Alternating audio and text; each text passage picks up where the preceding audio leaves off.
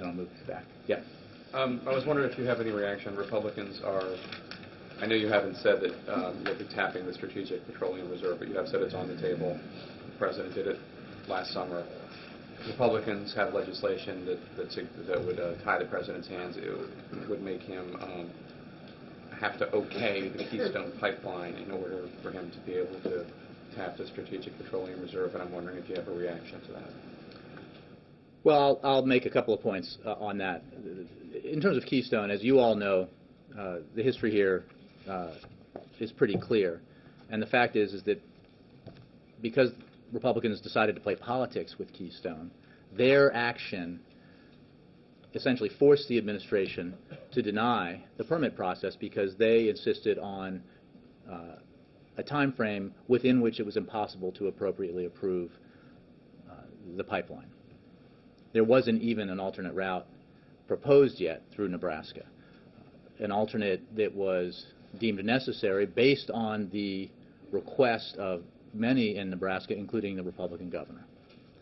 So the fact that the process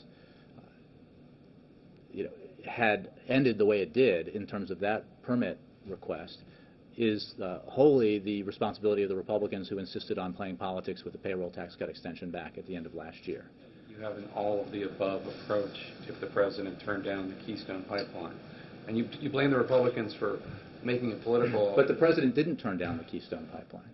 There was a process in place with long precedent run out of the State Department because of the issue of a pipeline crossing an international boundary that required an amount of time for proper review after an alternate route was deemed necessary through Nebraska at the request of the Republican governor of Nebraska and other stakeholders in Nebraska and the region that needed to play out, to be done appropriately. You can't review and approve a pipeline, the route for which doesn't even exist.